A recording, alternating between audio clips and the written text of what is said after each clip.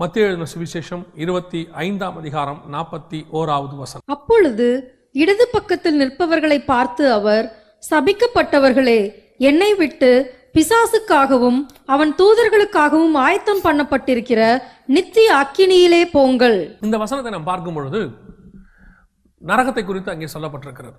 நரகம் யாருக்கு ஆயத்தம் பண்ணப்பட்டது என்று சொன்னால் வசனம் தெளிவாய் சொல்கிறது, பிசாசுக்காகவும் அவன் தூதருக்காகவும் ஆயத்தம் பண்ணப்பட்ட அக்கினியிலே என்று வசனம் சொல்லுகிறது. இந்த நரகம் என்பது முழுக்க முழுக்க பிசாசுக்காகவும் அவனுடைய தூதருக்காகவும் ஆயத்தம் பண்ணப்பட்டது. ஒருவேளை இந்த வசனத்தை ஆரம்பித்து நான் இதை சொல்ல ஆரம்பித்த உடனே நீங்கள் புரிந்திருப்பீர்கள், போன இதில் பரலோகத்தை பற்றி பேசியிருக்கிறாரு, கண்டிப்பாக இதில் என்ன செய்ய போகிறாரு, நரகத்தை பற்றி தான் பேச போகிறார் என்று நினைத்திருப்பீர்கள். உண்மைதான். நாம் நரகத்தை குறித்தும் அதில் உள்ள சில காரியங்களை குறித்தும் தான் நான் இன்று பார்க்க போகிறோம். இந்த நரகத்தை குறித்து எவ்வளவுக்கு எவ்வளவு பரலோகத்தை குறித்து கள்ள உபதேசங்கள் அல்லது தவறான தரிசனங்கள் இன்னைக்கு உலகத்தில் போய் கொண்டிருக்கிறதோ அதுக்கு ஈக்குவலாக நரகத்தை குறித்தும் இன்னைக்கு அநேக உபதேசங்கள் போய் கொண்டிருக்கிறது. இன்னைக்கு நீங்க பார்த்தீங்கன்னா நரகத்தை பற்றின தரிசனம், நரகத்துக்கு விசிட்டு, இதெல்லாம் நிறைய. நரகத்துக்கு நான் 1 மணி நேரம் கர்த்தரை அழைத்து சென்றார், அப்புறம் நரகத்துக்கு நான் போன போது அங்கே அதை பார்த்தேன் இதை பார்த்தேன். இந்த காரியங்கள் எல்லாம் கேட்கும் பொழுது எனக்கு ஒன்றுதான் ஞாபகத்துக்கு வருகிறது. இவர்கள் நரகத்துக்கு உண்மையிலே போயிருக்க முடியுமா, நரகத்துக்கு வாய்ப்பு இருக்கிறதா என்றால் உடனடியாக உங்கள் மனசுல சில ஞாபகங்கள் வரும். நான் ஒரு புத்தகத்தை படித்தேன், அந்த புத்தகத்தில் அவங்க போனதாக சொல்லியிருக்கிறார்கள், நான் இந்த ஒரு பெரிய ஊழியக்காரர் இப்படி சொல்லியிருக்கிறார். நான் திரும்பவும் சொல்லுகிறேன், யார் சொன்னாலும் சரி, கர்த்தர் வேதத்திலே சொல்லப்பட்டதுக்கு உட்பட்டதா இருந்தால் அது சரி. கர்த்தர் வேதத்திலே சொன்னதுக்கு வெளியே இருக்குமானால் ஊழியக்காரன் தான் தப்பே ஒழிய வேதாகமம் தவறு செய்யாது. நாம இன்னைக்கு என்ன பார்க்க போறோம்னா அந்த நரகத்தை குறித்து நாம் பார்க்க போகிறோம். இந்த நரகம் உண்மையிலே எக்ஸிஸ்டிங், நரகம் இன்னைக்கு இருக்கிறதா, இன்னைக்கு திறக்கப்பட்டிருக்கிறதா? இன்னைக்கு நரகம் நிறைய பேர் சொல்றாங்க, அக்கினியும் கந்தகம் எரிகிற கடல் இருக்கிறது, அதுல அநேகர் இருக்கிறார்கள். ஒரு தரிசனத்துல ஒருத்தர் கண்டதாக நான் ஒரு தரிசன புத்தகத்தை படித்தேன். அதுல பார்த்தபோது அவர் சொல்லுகிறார், நான் நரகத்துல யூதாஸ் காரியத்தை பார்த்தேன். அதிலே அவர் தெளிவாக எழுதுகிறார், யாராவது கேள்வி கேட்டுருவாங்கன்னு சொல்லி அவர் அதுக்கு முன்னெச்சரிக்கையாக எழுதுகிறார். நான் எப்படி அதை கண்டுபிடித்தீர்கள் என்று சொல்லி யாராவது கேட்கக்கூடாது என்பதற்காக நான் நரகத்திற்கு போனேன். அங்கே ஒரு ரூம் இருந்தது, ரூமின் வாசலே யூதாஸ் காரியத் என்று போடப்பட்டிருந்தது. நான் உள்ளே எட்டி பார்த்தேன். அப்பொழுது யூதாஸ் உள்ளுக்குள்ளே அழுது கொண்டிருந்தார். குற்றமில்லாத ரத்தத்தை நான் காட்டி கொடுத்தேனே என்று சொல்லி. இதெல்லாம் கற்பனையா இல்லை உட்கார்ந்து யோசிப்பாங்களா? ஒண்ணுமே புரிய மாட்டேங்கிறது. நரகமும் அக்கினியும் கந்தகம் எரிகிற கடல்னு இருக்கு. கடல்ல எப்படி ரூம் கட்டியிருப்பாங்க? ரூம்ல, அதுவும் யூதாஸ் காரியத்தோட ரூமுக்கு எதுக்கு வாசல்ல போர்டு? யாருக்கு என்ன கொரியர் சர்வீஸ்காரன் வந்து யூதாஸுக்கு லெட்டர் கொடுக்க போறான்? எதுக்கு அவன் வாசல்ல போர்டு வச்சிருக்காங்க? ஒன்றுமே புரிய மாட்டேங்கிறது. இன்னைக்கு அநேகர் இது போன்ற அநேக காரியங்கள். இன்னொரு சீடியை பார்த்தேன், சில பெண்கள் எல்லாரும், சில வாலிப பிள்ளைகள் எல்லாரும் என்ன பண்ணியிருக்கிறார்கள், நரகத்துக்கு அவர்கள் தரிசனத்தில் ஆண்டவர் கொண்டு போயிருக்கிறார். கொண்டு போன போது நரகத்திலே பார்த்தால் ஒருத்தரை மூக்கிலே பாம்பு கொத்தி கொண்டிருக்கிறதாம். அப்பொழுது கூட இருந்த தூதன் சொன்னாராம், பாத்தியா, மூக்குத்தி போட்டவர்களுக்கு இப்படித்தான் பாம்பு இங்கே வந்தால் கொத்தும். இன்னொருத்தர் சொன்னாராம், இன்னொரு இடத்துக்கு போகும்போது ஒருத்தருடைய கழுத்தை பிடித்து பாம்பு இறுக்கி கொண்டிருக்கிறதாம்.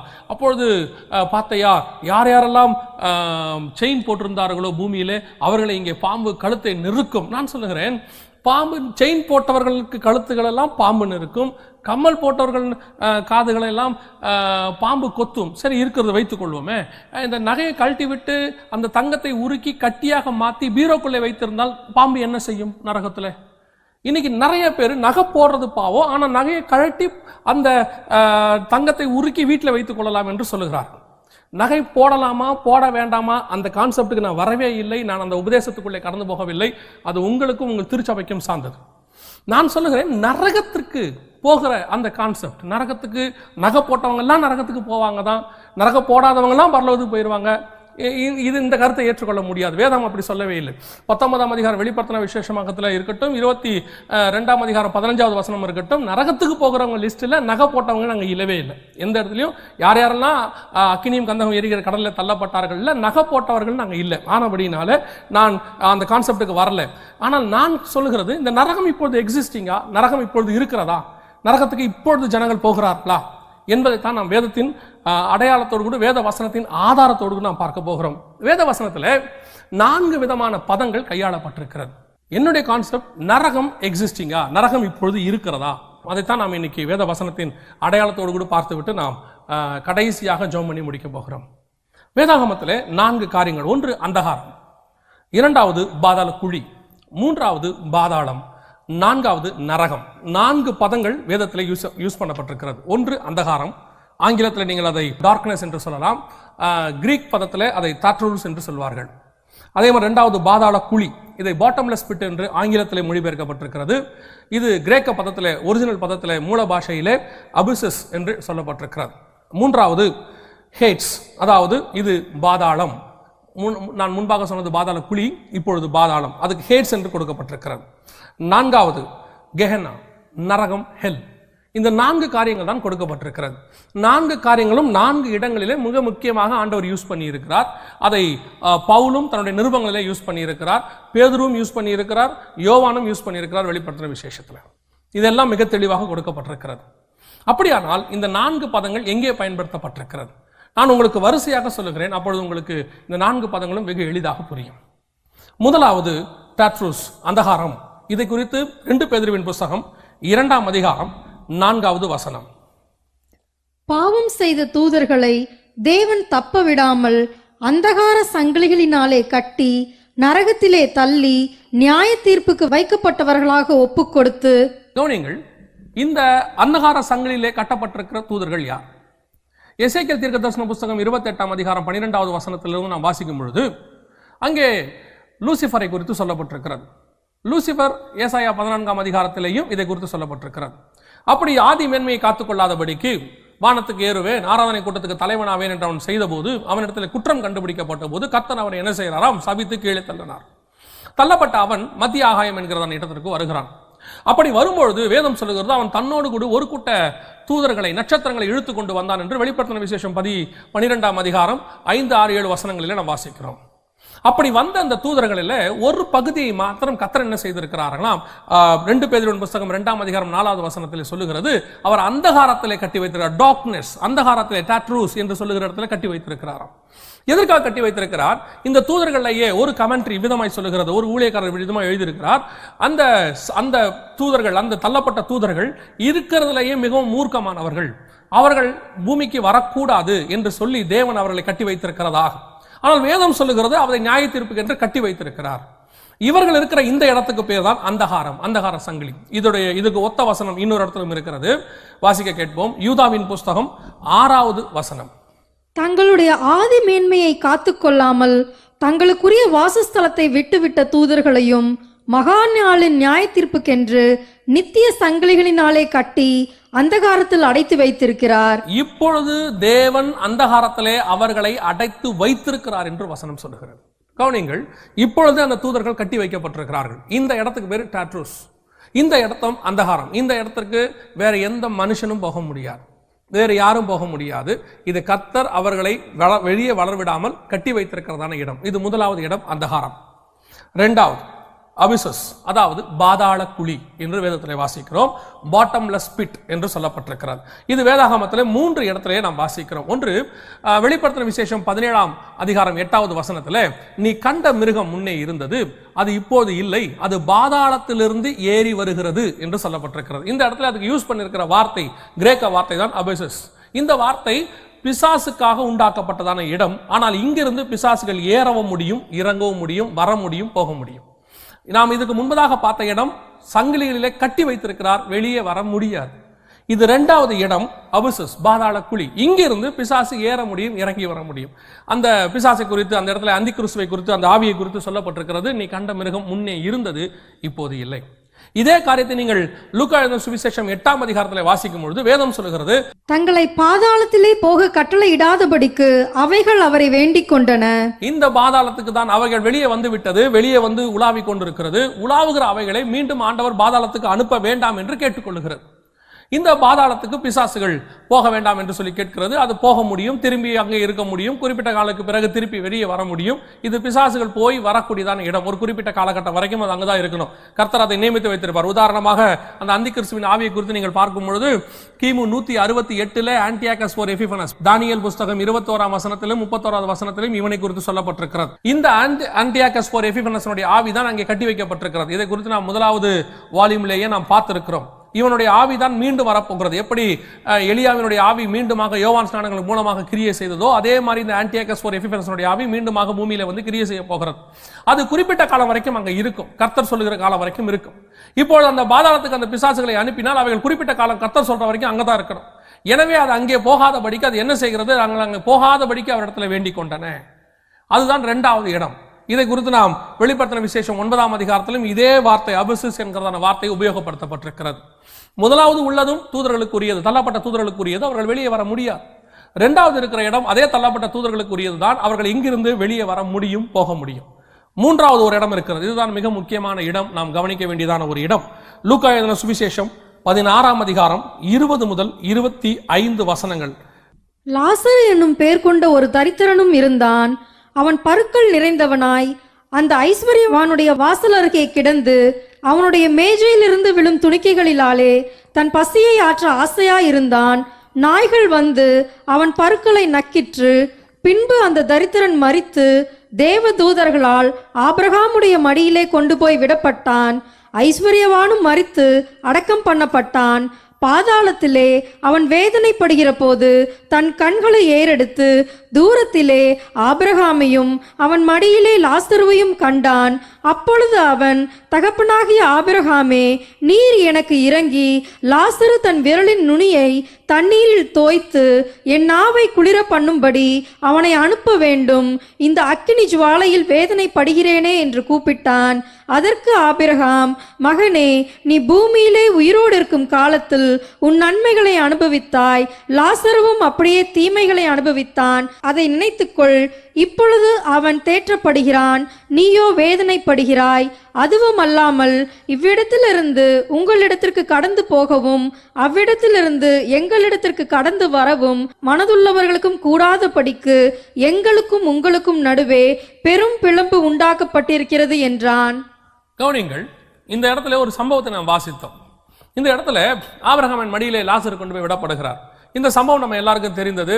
அந்த சம்பவத்தில் நமக்கு தெரியாத ஒரு விஷயத்தை தான் நாம் இப்பொழுது பார்க்க போகிறோம். என்னவென்று சொன்னால், அந்த இடம் என்ன இடம்? பரலோகமா? 11ஆம் அதிகாரம் எபிரேயருக்கு நிருபம் கடைசி 2 வசனம் சொல்லுகிறது, அவர்கள் விசுவாசத்தினாலே நற்சாட்சி பெற்றிருந்தும் வாக்குத்தத்தம் பண்ணப்பட்டதை அடையாமல் போனார்கள். யார் என்று சொல்லி பார்த்தால், ஆபேல் முதல் கொண்டு அந்த 32வது வசனத்திலே, பின்னும் நான் யாரை குறித்து சொல்லுவேன், கிதியோன், எப்தா, தாவீது, சாமுவேல் என்பவர்களை குறித்து விவரமாய் சொல்ல வேண்டுமானால் இன்னும் காலம் போதாது என்று சொல்லி பழைய ஏற்பாட்டு பரிசுத்தவான்கள் அத்தனை பேரை குறித்தும் அங்கே சொல்லப்பட்டிருக்கிறது. இவர்கள் எல்லாரும் வாக்குத்தத்தம் பண்ணப்பட்ட இடத்திற்கு போகவில்லையாம். இவர்கள் எங்கே போனார்கள்? இவர்கள் என்ன வாக்குத்தத்தம் பண்ணப்பட்டது? 9-10 வசனம் சொல்லுகிறது, அவர்கள் கர்த்தர் தாமே கட்டி உண்டாக்கின அஸ்திவாரம் உள்ள நகரங்களுக்கு காத்திருந்தார்கள். ஆனாலும் வசனம் சொல்லுகிறது, இவர்கள் அங்கே போகவில்லை. இவர்களுக்கு வாக்குத்தத்தம் பண்ணப்பட்ட இடம் கிடைக்கவில்லை. எங்கே போனார்கள்? வேதம் சொல்லுகிறது, பாதாளத்திற்கு. அந்த ஐஸ்வர்யவான் இருந்த பாதாளம், அந்த இடத்திற்கு பேர் தாழ்ந்த பாதாளம் என்று பெயர். சங்கீதத்தின் புத்தகத்தில் 86ஆம் சங்கீதம் 13வது வசனத்திலேயும், நீர் எனக்கு பாராட்டின உமது கிருபை பெரிது, என் ஆத்துமாவை தாழ்ந்த பாதாளத்திற்கு தப்புவித்தீர். நல்ல கவனிங்க, இந்த வசனத்தை பார்க்கும்போது என் ஆத்துமாவை தாழ்ந்த பாதாளத்திற்கு தப்புவித்தீர். இந்த ஐஸ்வர்யவான் இருந்த இடத்துக்கு பேர் தான் தாழ்ந்த பாதாளம். இந்த பாதாளத்துல 2 பகுதி இருக்கிறது. மேல் பகுதி ஒன்று இருக்கிறது, அதுக்கு பேர் மேல் பாதாளம் என்று பெயர். தாழ்ந்த பாதாளம் ஒன்று இருக்கிறது. அந்த தாழ்ந்த பாதாளத்துல தான் பழைய ஏற்பாட்டு துன்மார்க்கர்கள், அதாவது இயேசு கிறிஸ்து வந்து சிலுவையில அறையப்படுகிற வரைக்கும், ரத்தம் சிந்தி உயிரோடு கூட எழும்புற வரைக்கும் இந்த பழைய ஏற்பாட்டு பரிசுத்தவான்கள் அத்தனை பேரும் மேல் பாதாளம் என்கிற இடத்திற்கு போனார்கள். இந்த ஐஸ்வர்யவான் துன்மார்க்கர்கள் அத்தனை பேரும் எங்கே போனார்கள்? தாழ்ந்த பாதாளத்திற்கு போனார்கள். நீங்க பழைய ஏற்பாட்டு பரிசுத்தவான்கள் எல்லாரையும் பாருங்களேன். யோபுவாக இருக்கட்டும், யோபுவின் புத்தகத்திலே நீங்கள் வாசிக்கும் பொழுது அவர் தெளிவாக சொல்லுகிறார், 14-13 பாதாளத்துக்கு தான் அவர் போகிறாராம். பாதாளத்துக்கு தான் சொல்லப்பட்டிருக்கிறது. யாக்கோபு சொல்லுகிறார், ஆதியாகமத்தின் புத்தகத்தை நீங்கள் வாசிக்கும் பொழுது 37-35 இருக்கட்டும், 42-38 இருக்கட்டும், வசனம் சொல்லுகிறது, என் ஆத்மாவை நரைமயிரோடு கூட துக்கத்திலே பாதாளத்திலே இறங்க பண்ணுகிறீர்கள், துக்கத்தோடு கூட பாதாளத்திலே இறங்க பண்ணுகிறீர்கள். இவர்கள் எல்லாரும் பாதாளத்தை குறித்து தான் பேசினார்கள். எந்த பாதாளத்துக்கு போனார்கள்? மேல் பாதாளம் என்கிறதான இடத்திற்கு போனார்கள். அந்த மேல் பாதாளத்திற்கும் இந்த தாழ்ந்த பாதாளத்திற்கும் இடையிலே ஒரு கேப் இருக்கிறது, வர முடியாத அளவிற்கு. ஆனால் ஒருத்தரை ஒருத்தர் பார்க்க முடியும், ஒருத்தரோடு ஒருத்தர் பேச முடியும். அந்த இடத்துல ஐஸ்வர்யவான் இருந்து அங்கே லாசருவை பார்க்கிறார், ஆபிரகாமை பார்க்கிறார்.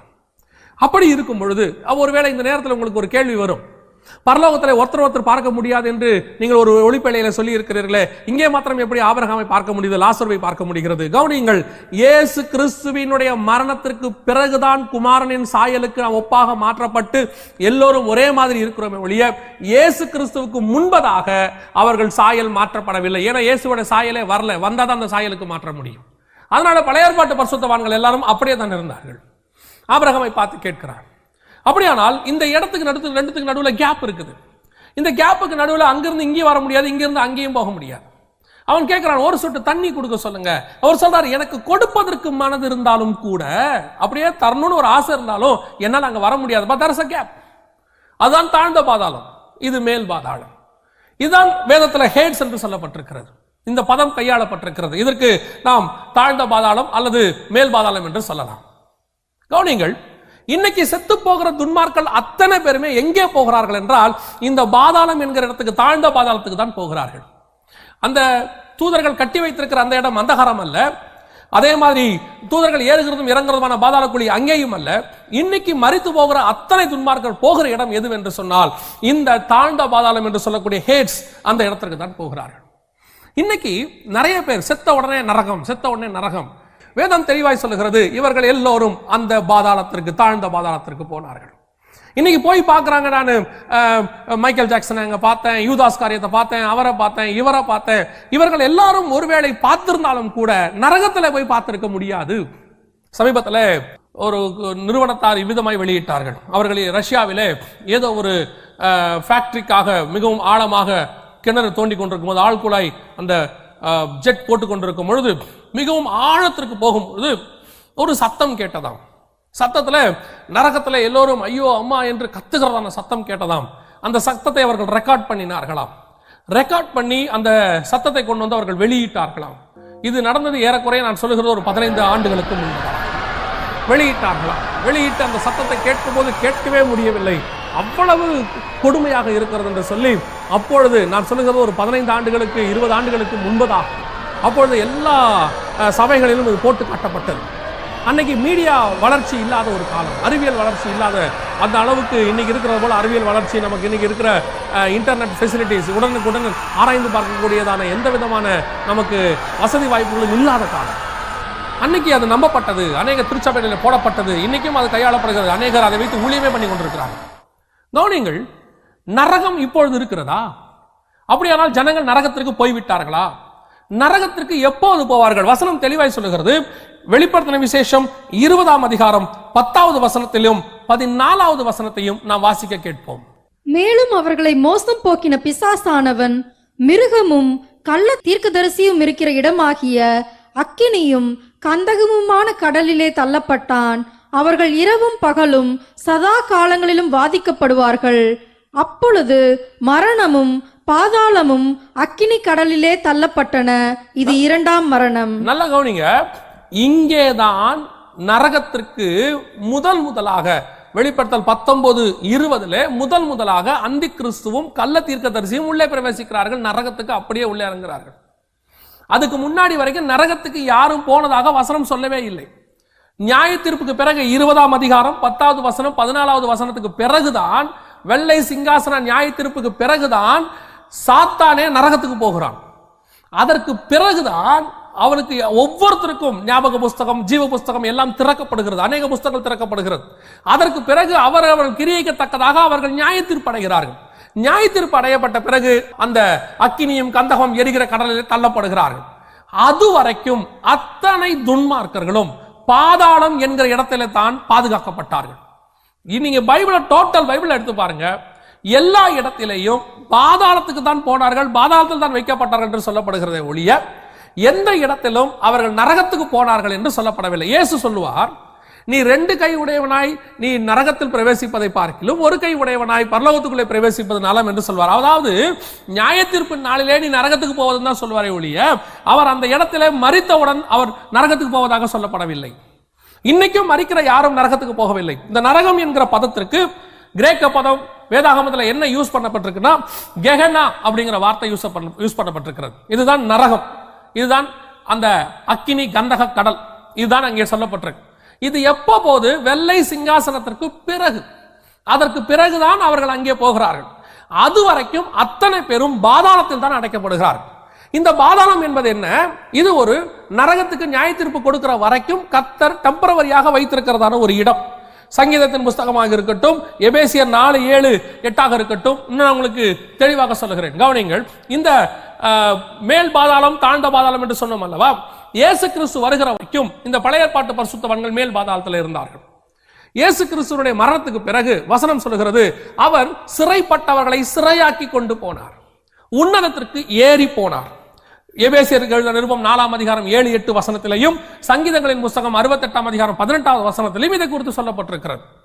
அப்படி இயேசு அன்னைக்கு மரிக்கிற அன்னைக்கு, அதனால தான் அந்த கல்லன் கேட்கிறான், ஆண்டவரே உம்முடைய ராஜ்யத்தில் வரும்போது என்ன நினைவு கூறும். அப்ப இயேசு சொல்றாரு, இன்று நீ என்னோடு கூட பரதீசில் இருப்பாய். அந்த இடத்துக்கு பேர் பாரடைஸ். எந்த பாரடைஸ்? இதுதான். நல்லா கவனிச்சுக்கொள்ளுங்க, இயேசு கிறிஸ்துவின் மரணத்திற்கு பிறகு அந்த மேல் பாதாளத்துக்கு இருக்கிற இடம் பேர் தான் பாரடைஸ். அங்க இருந்தவர்களை எடுத்துக்கொண்டு பாரடைஸ் என்கிற இடத்திற்கு கர்த்தர் போய்விட்டார். என் பிதாவுக்கு அநேக வாசஸ்தலங்கள் உண்டு என்று சொன்னார். அந்த அநேக வாசஸ்தலங்களிலே பரலோகம் உண்டு.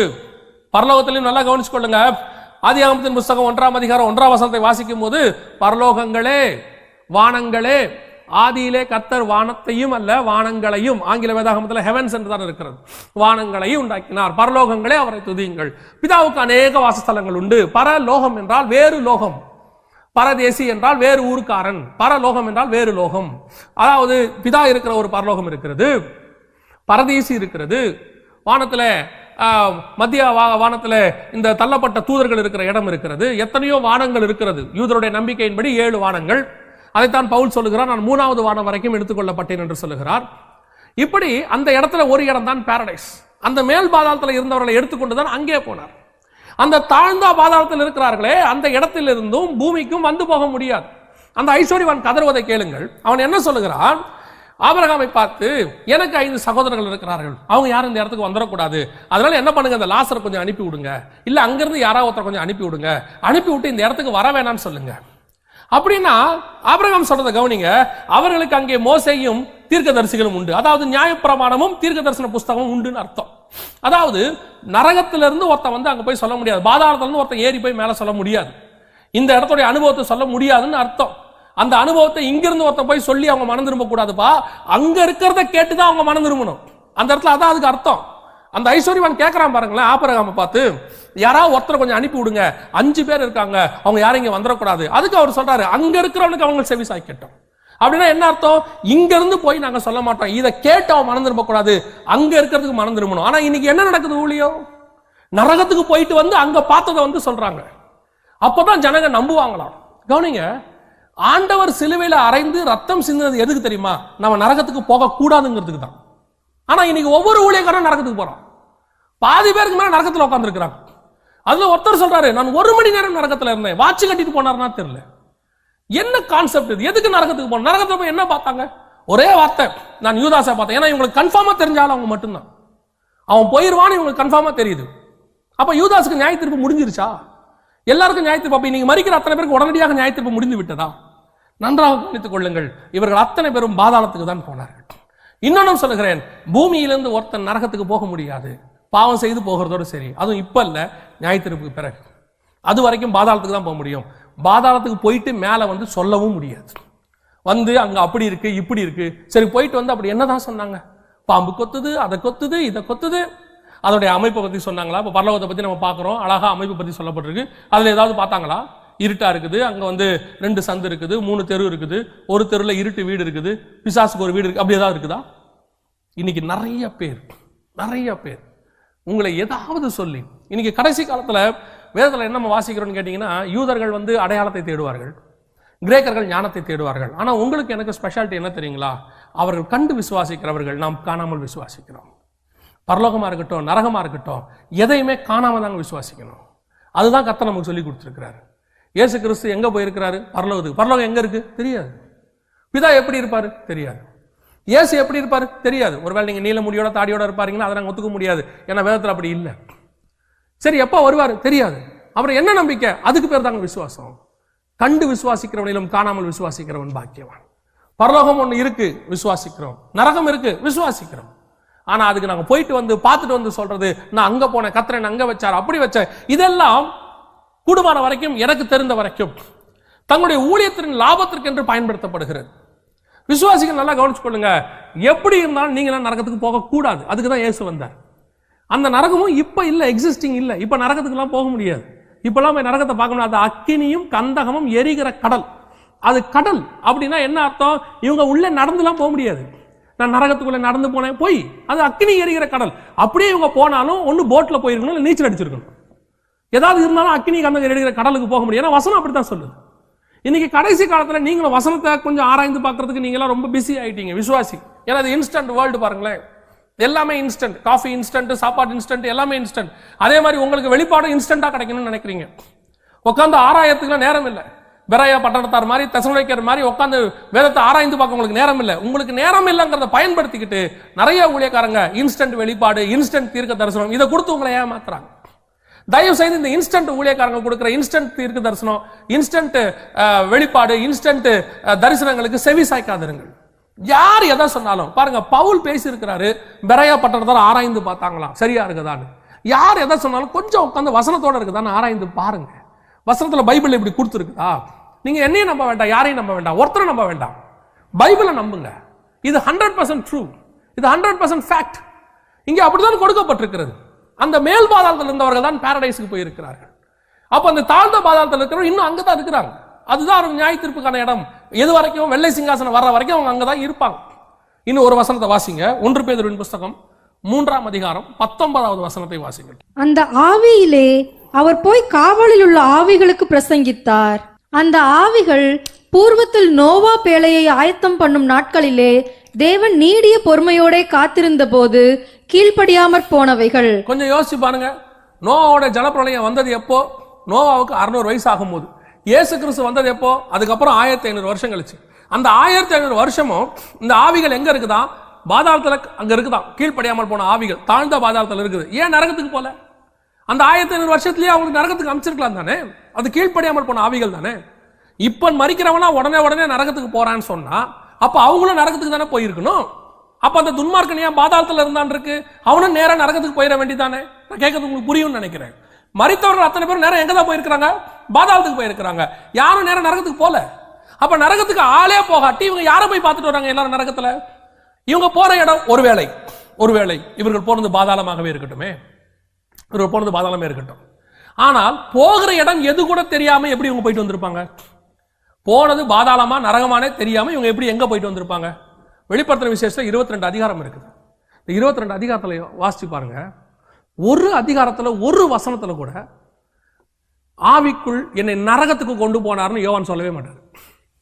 நீங்க 13:1 வாசிச்சா அவர் கடற்கரை மணல்ல நிற்பார். 17:3 வாசிச்சா ஆவிக்குள் என்னை வனாந்தரத்துக்கு கொண்டு போனார்னு இருக்கும். நீங்க அதுக்கப்புறம் 1ஆம் அதிகாரத்துல வாசிச்சீங்கன்னா கர்த்தருடைய நாளில் நான் ஆவிக்குள்ளான போது நான் பத்மு தீவில் இருந்தேன் இருக்கும். 4ஆம் அதிகாரத்துல பாருங்க, கர்த்தருடைய நாளில நான் வானம் திறக்கப்பட்டதுன்னு இருக்கும். இவ்வளவு இடத்துக்கு போன யோவான் கொஞ்சம் யோசிச்சு பாருங்க, இவங்கெல்லாம் நரகத்துக்கு போறது போல ஒரு ட்ரிப் யோவானை கூட்டு போயிருக்கலாமா இல்லையா? கூட்டு போயிட்டு இதான் யோவான் நரகம், பரலோகத்தை காட்டின ஆண்டவர் பாதாளத்தை காட்டாம ஏன் விட்டாரு? பரலோகத்துல கூட்டிட்டு போய் அவ்வளோ இடத்த காட்டின ஆண்டவர் ஒரு ட்ரிப் பாதாளத்தை கூட்டு போய் காட்டிருக்கலாமே, காட்டவே இல்லை. நன்றாக தெரிந்து கொள்ளுங்கள், நாம் பாதாளத்துக்கு போகக்கூடாது, நாம் நரகத்துக்கு போகக்கூடாது. அதற்காகத்தான் கர்த்தர் இதுவரைக்கும் ஒருத்தரையும் அங்கே கூட்டிட்டு போல. துன்மார்க்கன் அங்கே போகிறான். அங்கே போகிறவர்களை போய் யாரும் சந்திக்கவும் முடியாது. லாசரு போய் தண்ணி கூட கொடுக்க முடியாது. ஆனா இவங்க இன்னைக்கு போயிட்டு வராங்க எல்லாரும். ரெண்டாவது, போயிட்டு வந்து இங்க சொல்ல முடியாது, அது அப்படி இருக்கு இப்படி இருக்கு. ஆபிரகாம் தெளிவா சொல்றாரு, இங்கிருந்து போய் ஒருத்தன் வெளியே சொல்ல வேண்டியதில்லை, அங்க இருக்கிறதுக்கு அவர்கள் செவி சாய்க்க வேண்டும். பிரியமானவர்களே, இந்த மாதிரி நூதனமான உபதேசங்களுக்கு தயவு செய்து செவி சாய்க்காதிருங்கள். நரகம் நாட் எட் எக்ஸிஸ்ட். அப்ப அந்த ரஷ்யால தோண்டினாங்களே, சவுண்ட் வந்துச்சு, அது என்னது? நான் உங்களுக்கு சொல்லுகிறேன், அது பாதாளமாய் கூட இருக்கலாம். மேபி பாதாளமாய் கூட இருக்கலாம், அந்த சத்தமா கூட இருக்கலாம், எனக்கு தெரியாது. ஆனா என்னுடைய நம்பிக்கை, இது என்னுடைய தனிப்பட்ட நம்பிக்கை, என்ன தெரியுமா? ஒருவேளை அப்படி ஒரு இடம் இருக்குமானால் இந்நேரம் ரஷ்யாக்காரங்க அதை ஒரு பெரிய டூரிஸ்ட் ஸ்பாட்டா மாத்தி ஒரு நாளைக்கு கோடி கணக்கில் சம்பாதிச்சிருப்பாங்க. ஏன் தெரியுமா? நமக்கு பரலோகத்தை போகிறத விட நரகத்தை பார்க்கறதுக்கு ரொம்ப இஷ்டம் ஜாஸ்தி. ஏன்னா நம்ம ஆட்கள் அங்கே போய் நம்ம சொந்தக்காரங்க இருக்கிறானா இல்லையான்னு பார்த்துட்டு வந்துடுவாங்க ஒரு ட்ரிப். கண்டிப்பா இந்நேரம் அது ஒரு பெரிய டூரிஸ்ட் ஸ்பாட்டாக மாறி இருக்கும். இப்போ அந்த இடம் எங்கே இருக்கிறது? ஏன் அந்த இடத்துக்கு யாரும் போகல? ஏன் இப்போ யாரையும் அலோ பண்ண மாட்டேங்கிறாங்களா? நான் கேட்கறது உங்களுக்கு புரியும்னு நினைக்கிறேன்.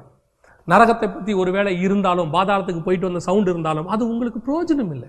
அதனால உங்களுக்கு என்ன பிரயோஜனம்? நான் சொல்லுகிறேன், ஒருவேளை அதை சபைகளில் போட்டு கட்டி ஜனங்களுக்குள்ளே ஒரு பயம் வந்து, ஐயோ நரகம் இப்படி இருக்கு, பயந்து நீங்கள் இயேசு கிறிஸ்துவை ஏற்றுக்கொள்ள வேண்டும் என்று ஒருபோதும் இயேசு விரும்பினது இல்லை. நம்ம பயந்து இயேசுவை ஏற்றுக்கொள்ளக்கூடாதுங்க, நேசிச்சு ஆண்டவர் ஏற்றுக்கிறோம். இன்னைக்கு பாதிய சபைகளில் பயமுறுத்தி தான் ஜனங்களை என்ன செய்யறாங்க? ஏற்றுக்கொள்ள வைக்கிறாங்க. பயந்து ஆண்டவர் ஏற்றுக்கொள்ளல. நாம என்ன செய்யணும் தெரியுமா? நேசித்து ஆண்டவரை ஏற்றுக்கொள்ள வேண்டும். ஆனபடினாலே வேதாகமத்தை பொறுத்த வரைக்கும் இந்த 4 இடங்கள் தான் கொடுக்கப்பட்டிருக்கு. ஒன்று அந்தகாரம், டார்டரஸ். 2வது பாதாள குழி, அபிசிஸ். 3வது ஹேட்ஸ், அதுதான் மேல் பாதாளம், அதாவது தாழ்ந்த பாதாளம். 4வது கெஹனா, ஹெல். இந்த 4 தான் கொடுக்கப்பட்டிருக்கு. இதுல முதல் இடத்துல டார்டரஸ்ல, அந்தகாரத்துல அந்த ஆவிகள் எல்லாம் கட்டப்பட்டு வைக்கப்பட்டிருக்கிறது. பிசாசினுடைய தூதர்கள் கட்டப்பட்டு வைக்கப்பட்டிருக்கிறார்கள். 2வது அபிசேஸ்ல பிசாசுகள் ஏறுகிறதும் இறங்குறதுமான ஒரு இடம். 3வது ஹேட்ஸ், இது வேதம் பயன்படுத்துகிறது. இங்கே தான் துன்மார்க்கர்கள், செத்து போன மரித்து போன துன்மார்க்கர்கள் அங்கே தான் இருக்கிறார்கள். 4வது கெஹனா, hell, not yet open, not yet exist. இப்போ இன்னும் ஓபன் ஆகல. நியாயத்தீர்ப்புக்கு பிறகு, வெள்ளை சிங்காசனத்துக்கு பிறகுதான் வசனம் சொல்லுகிறது. அதுல முதல்ல பிரவேசிக்கிற ஆள் யாருன்னா 19-20 வெளிப்பட்ட விசேஷன்படி அந்தி கிறிஸ்துவும் கள்ளதீர்க்கதரிசியும். அடுத்து யாரு போறாங்கன்னு சொன்னா பிசாசு, சாத்தான். அதுக்கு பிறகு யாரு போறாங்கன்னா நியாயத்தீர்ப்புல யாரெல்லாம் நியாயம் தீர்க்கப்பட்டு நரகத்துக்குன்னு அங்க ஆக்கினி தீர்ப்பு கொடுக்கப்படுகிற, நியாய தீர்ப்பு கொடுக்கப்படுகிறதோ அவர்கள் போகிறார்கள். ஆகவே தயவு செய்து விசுவாசிகள் கொஞ்சம் உங்களுடைய ஆவிக்குரிய கண்களை வேத வசனத்துக்கு நேராக திருப்புங்கள். இது கடைசி காலம். வசனத்தை போதிக்க விடாமல், வசனத்தை பேசாமல் அனுபவங்களை பேசுகிற காலம், தரிசனங்களை வசனங்களாக போதிக்கிற காலம், சொந்த அனுபவங்களை வசனங்களாக போதிக்கிற காலம். கொஞ்சம் தெளிவடையுங்கள், கொஞ்சம் வேத வசனத்திலிருந்து தெளிவடையுங்கள்.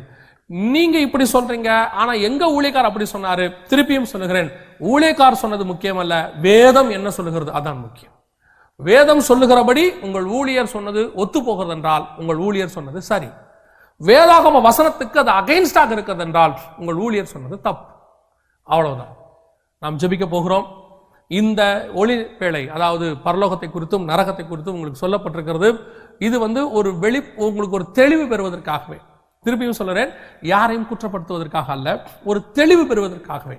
உங்களுக்கும் எனக்கும் கர்த்தர் பரலோகத்தை நியமித்திருக்கிறார். நீங்கள் நானும் அங்கே போக போகிறோம். அவருடைய வருகையிலே மறுரூம் அங்கே போக போகிறோம்.